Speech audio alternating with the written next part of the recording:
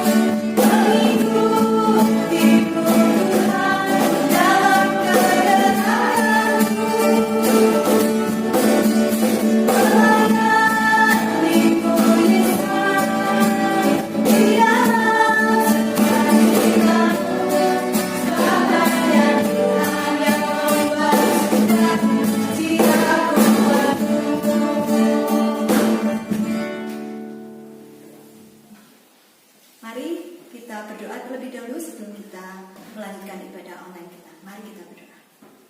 Tuhan Yesus, kami ucap syukur untuk pagi yang indah ini.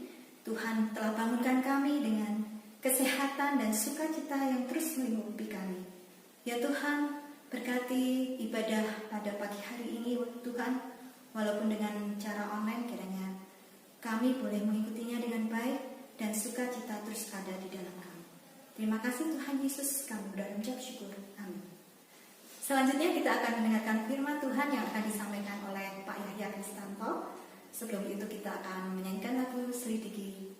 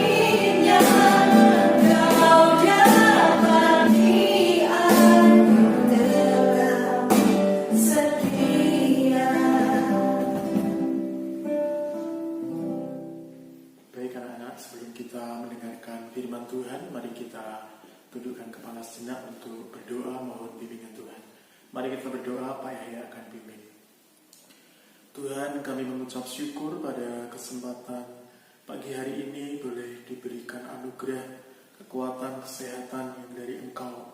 Kalau kami boleh ada sebagaimana kami ada, semua karena berkat anugerah dan pertolongan-Mu. Waktunya kalau kami sudah memuji dan memuliakan Engkau, untuk kami boleh duduk diam mendengarkan kebenaran firman-Mu. Mari ya Allah, berkati firman yang akan kami baca dan kami renungkan bersama-sama. Di dalam nama Tuhan Yesus, Roh Kudus mengurapi dan menolong setiap kami. Terima kasih ya Allah. Haleluya. Amin. Anak-anakku semuanya yang dikasihi oleh Tuhan, Shalom.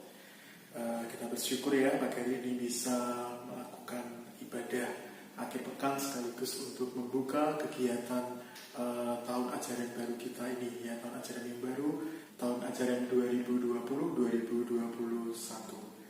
Renungan pada pagi hari ini Pak yang berikan tema tetap istimewa belajar di masa pandemik COVID-19.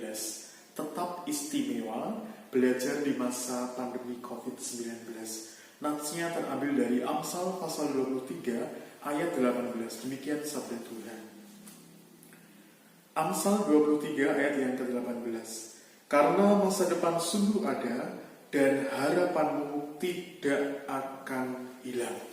Ya, karena dikasih oleh Tuhan, kita tahu ya semua bahwa corona ini mencengkram kehidupan umat manusia. Tidak hanya kita yang tinggal di kota Salatiga, tidak hanya kita yang tinggal di Indonesia, ya bahkan hampir seluruh dunia merasakan dampak dari pandemi COVID ini. Lalu apa yang harus kita lakukan di tengah pandemi COVID ini? Apakah kita lantas menyerah dan tidak melakukan sesuatu, tidak bisa berbuat apa-apa? COVID ini cukup luar biasa dampaknya, ya termasuk di dalam kehidupan kita bersekolah, anak-anak harus belajar dari rumah, tapi ini sebuah kesempatan. Kita harus tahu, ya masih ada peluang. Kita masih bisa bekerja dari rumah. Kita masih bekerja, kita masih bisa belajar dari rumah. Tentu ini sesuatu yang harus kita siapkan dengan baik, peluang yang harus kita maksimalkan dengan baik, ya. Bukan berarti kalau kita terputus dari dunia luar lalu kita tidak bisa berbuat apa-apa. Tidak demikian anak-anak ya, banyak fasilitas, informasi yang bisa kita dapatkan, kita masih bisa istimewa di tengah-tengah pandemi ini. Lalu bagaimana caranya supaya kita menjadi anak-anak yang istimewa? Setidaknya pada pagi hari ini Pak Yahya akan menguraikan 3 hal, ya. Jadi apa saja yang harus anak-anak perhatikan supaya tetap menjadi siswa-siswi yang istimewa di masa pandemik ini, ya, seperti branding sekolah kita, ya, Dosa Istimewa. Yang pertama, Pak Yahya mencatat di sini adalah partisipasi. Apa maksudnya Pak partisipasi? Partisipasi itu artinya proaktif anak-anak. Jadi meskipun belajar dari rumah, tetap kita harus mempersiapkan diri dengan baik. Ya, meskipun anak-anak belajar dari rumah bukan berarti belajarnya sambil sembarangan, sambil disambi ke sana kemari, tidak. Tapi kita bisa proaktif menyiapkan. Besok Senin mata pelajarannya apa? Jadwalnya sudah disiapkan, semuanya sudah di-share, ya. Kemudian siapkan juga gawainya, ini juga penting, ya. Dipastikan bahwa laptop atau smartphone atau apa yang dipakai, ya, itu kondisi baterainya sudah baik, kuotanya sudah tercukupi. Nah, ini termasuk proaktif, mempersiapkan diri dengan baik. Ya, termasuk juga mandi, ya pasti. Nah, masa mau sekolah nggak mandi, pakai seragam dengan rapi. Nah, ini juga proaktif, ya. Jadi bagaimana kita bisa mempersiapkan ini dengan baik, ya, supaya tetap istimewa di masa pandemi adalah yang pertama adalah partisipasi, ya. Jangan masa bodoh anak-anak. Ya, ini penting. Kemudian yang kedua, saya perlu di sini adalah open mind. Jadi ini keadaan benar-benar berubah anak-anak. Bagaimana kita bisa membuka pikiran kita, menerima hal yang baru dan beradaptasi dengan keadaan ini. Ya, kita akan sulit mendapatkan ilmu, ya, kalau kita masih pikiran kita ketutup, ya. Nggak maulah, saya pokoknya mau yang masih malas-malesan lah Pak. Ini kan belum berangkat ke sekolah, ini kan belajarnya dari rumah dan seterusnya. Nah, ini tolong, ya, kita buka pikiran kita harus bisa beradaptasi dengan keadaan yang baru ini, ya. Toh semuanya juga mengalami, gitu kan? Tidak hanya kalian kan, semuanya mengalami pandemi ini. Nah, tetapi bagaimana kita bisa membuka pikiran kita dan beradaptasi dengan keadaan. Saya yakin bahwa ketidaknyamanan yang kita alami saat ini sifatnya hanya sementara. Ya, nanti kalau kita sudah bisa beradaptasi, kita tentu akan lebih bisa berproduktif, kita akan lebih bisa istimewa. Nah, anak-anak yang dikasih oleh Tuhan, kalau hari ini masih ada anak-anak yang merasa protes dengan keadaan, kalau masih ada anak-anak yang marah dengan keadaan, kok seperti ini sih, kok sekolahnya begini sih, ya, dan seterusnya. Saya katakan mulai hari ini Pak S sampaikan anak-anak harus belajar untuk move on, ya. Jadi move on tidak hanya pada teman dekatnya yang dulu, ya, tapi ini keadaan kita juga harus belajar untuk stop untuk mengeluh, stop untuk berkata marah-marah, stop untuk panik dan seterusnya. Ya, kita harus move on ke sana. Kita harus bergeser ke sana. Kita harus beradaptasi, ya, untuk hal-hal ini. Ya, jangan protes terus, anak-anak. Karena protes itu nggak ada hasilnya.